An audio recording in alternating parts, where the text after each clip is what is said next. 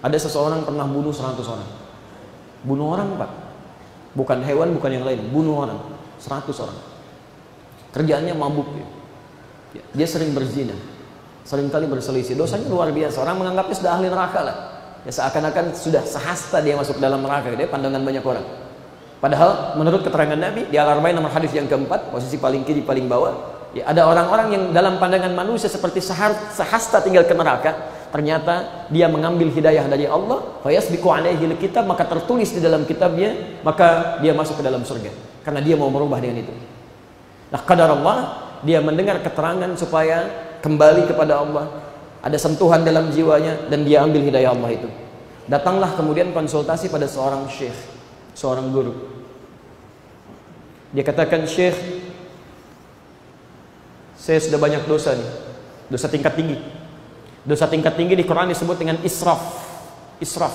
Quran surah 39 ayat 53. Ya, israf. Qul ya ibadiyalladzina asrafu ala anfusihim." Katakan Muhammad pada hamba-hambaku yang sudah merasa berlebihan dalam dosanya. Orang cuma dusta saja, ini dusta, bunuh orang, mabuk, macam-macam dan sebagainya. La taqnatu min rahmatillah. Jangan putus asa dari rahmat Allah. Masih diberikan peluang untuk kembali. "Syekh, saya banyak dosa, begini. Apa kata syekhnya? Lihat kalimatnya. "Kamu berbuat salah ini bukan berarti kamu orang jahat yang tidak bisa baik. Kamu ini punya potensi kebaikan. Buktinya kamu bisa datang ke sini. Yang membuat kamu kurang baik ini karena lingkungan kamu yang tidak bagus, yang menjauhkan diri kamu kepada Allah Subhanahu wa taala. Mulai sekarang berhijrah." Kalimatnya, hijrah. Hijrah. Apa artinya hijrah? Bukan. Hijrah bukan pindah. Ya. Kalau cuma pindah, orang Arab menyebutnya intikal. Intikal itu pindah. Hijrah itu berpindah pada satu keadaan yang lebih mendekatkan kita pada Allah Subhanahu wa taala. Lebih dekat dengan Allah. Kalau antum cuma pindah, antum bisa pindah, tapi belum tentu kepindahan Anda mendekatkan diri Anda dengan Allah. Anda kerja misalnya kan, sekarang salary-nya bisa $1.000. Ada tawaran $5.000. Tapi $5.000 ini menjauhkan Anda dari masjid, sulit sholat, sulit mendapatkan teman-teman yang baik untuk taklim. Itu bukan hijrah namanya. Itu intiqal. Pilih mana? Kerja dapat gaji $100 tapi bisa sholat, dekat dengan Allah, bisa mengaji, atau kerja dengan gaji $10.000 tapi jauh dari Allah, tidak menemukan tempat-tempat untuk belajar dan jauh dari teman-teman yang soleh, dan tidak ada pilihan yang ketiga dan tidak boleh maksa. Itu nggak mudah. Itu nggak mudah. Ini disebut dengan hijrah. Kamu berubah, mesti berubah, dan keluar dari lingkungan itu. Tekankan pada dirimu, karena satu saat kamu pasti akan wafat. Mumpung Allah masih sentuh, berikan kesempatan, cepat gunakan. Ini ingat, ini nanti ayatnya nanti saya sampaikan. Ada poin-poin nanti dalam kalimat ini, bahwa jika Allah sudah memberikan getaran pada jiwa kita, itu tandanya petunjuk pertama Allah mencintai kita untuk berubah sebelum kita kembali kepada Allah. Allah itu punya sifat sayang luar biasa. Nggak akan dibiarkan seorang hamba pulang untuk masuk ke dalam neraka, kecuali memang hambanya yang pengen. Nggak ada yang dibiarkan. Selama nyawanya masih ada dalam jasadnya, belum sampai ke kerongkongannya, pasti akan diberi petunjuk. Saya beri gambaran pada Anda. Fir'aun saja, manusia paling jahat, mengaku Tuhan. Tuhan, ana rabbukumul a'la. Bunuh banyak orang. Bahkan ada bayi baru lahir sudah dibunuh. Quran surah kedua ayat ke-49. Yadzabbihuna abna'akum. Bunuh orang, mengaku Tuhan. Perbuatannya zalim luar biasa. Masya Allah, berlaku sifat adil dan sayang Allah. Dikirimkan 2 nabi sekaligus untuk mengembalikan dia pada kebaikan. 2 nabi sekaligus. Quran surah ke-20 ayat 43. Ya. Idhaba ila fir'auna innahu tagha. Musa dan Harun pergi ke Fir'aun. Itu sudah mulai menyimpang dia. Supaya diluruskan lagi. Satu manusia ini 2 nabi. Kita sampai hari kiamat 1 nabi, nggak pernah lihat lagi. Ini 1 orang nih, 2 nabi. Saking ini Allah kembali. Jadi nggak ada manusia-manusia yang merasa larut dalam kesalahan yang tidak diberi kesempatan untuk berubah. Dan orang baik sekalipun jangan dikira soleh dalam pandangan Allah. Anda lihat saya sekarang mungkin, jangan dikira baik menurut Allah, belum tentu saya baik menurut Allah.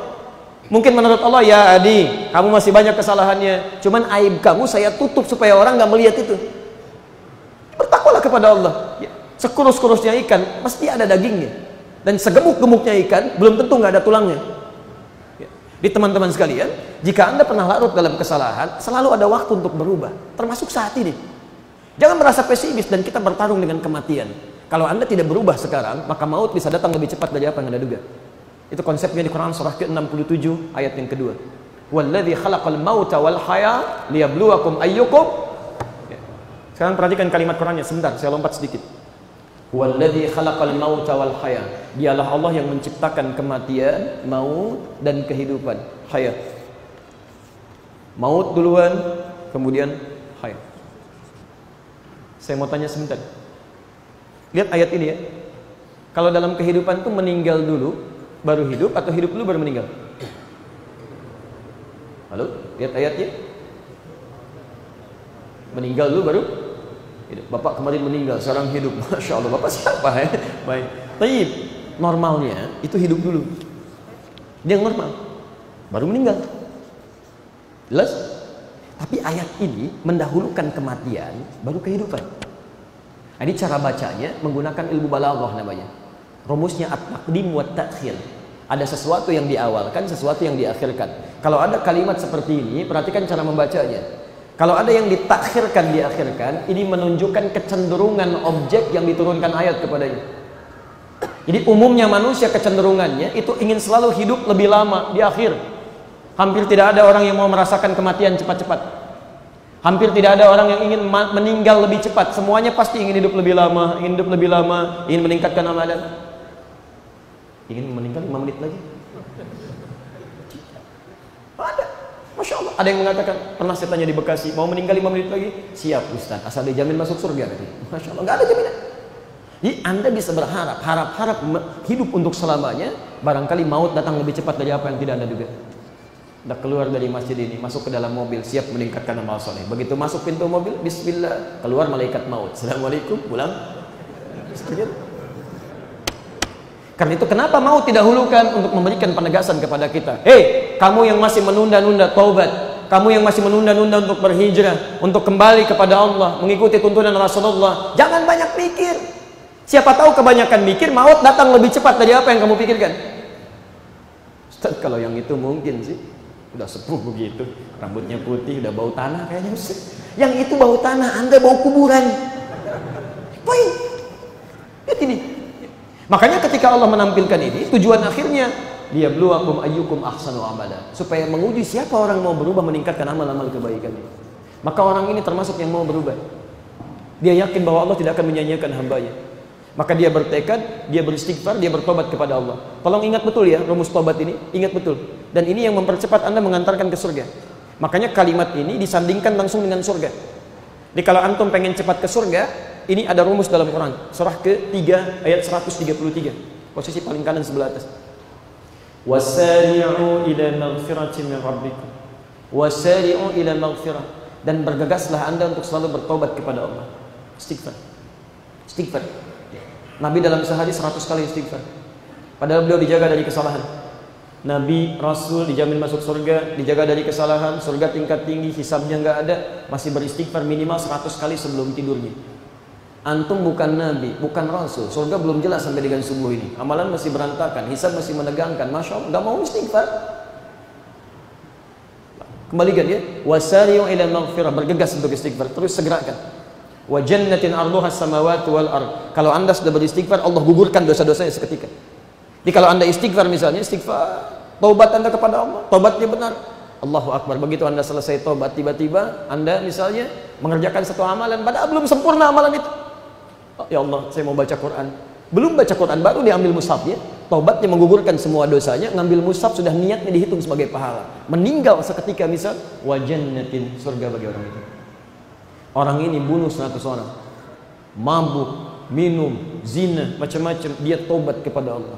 Seketika dia ingin berubah, diikuti nasihat syekh tadi, dia berangkat ke majlis ilmu yang ditunjukkan, pergi ke syekh itu belajar. Begitu dia berangkat melangkahkan kakinya, Masya Allah, di pertengahan dia meninggal, padahal belum sampai ke majlis ini. Ketika dia meninggal dunia, turun berita, dakhalal jannah, masuk surga orang ini, masuk surga. Bahkan isyaratnya turun di ayat kemudian di masa Nabi Muhammad SAW, Quran surah 4 ayat ke-100. Wa may yakhruj min baitihi muhajiran ila Allah wa rasulih thumma yudrikul maut faqad waqa'a ajruhu 'ala Allah.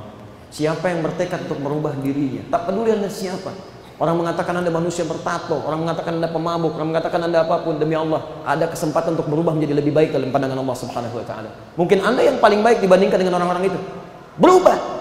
Begitu dia bertekad berubah, dia belum sempat orang ini, baru keluar, belum sempat datang ke majlisnya. Thumma yudrikul maut, tiba-tiba maut datang mengambil dia. Faqad waqa'a ajruhu 'ala Allah. Pahalanya sudah ditetapkan oleh Allah Subhanahu wa taala. Masya Allah.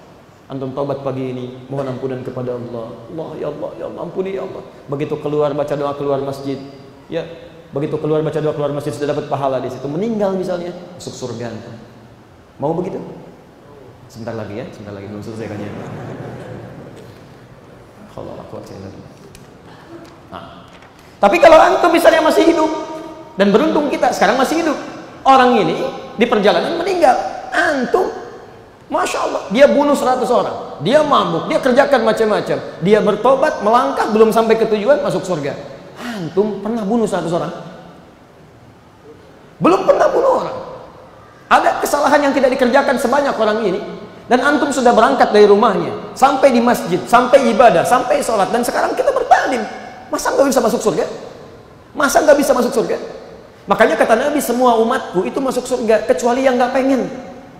Illa man aba, illa man aba. Semua umatku pasti masuk surga, kecuali yang nggak pengen. Jadi kalau ada umat Nabi Muhammad masuk ke dalam neraka, memang bukan karena nabinya inginkan, dianya yang nggak pengen. Bukan karena Allah tetapkan, dianya yang inginkan. Jelas ya?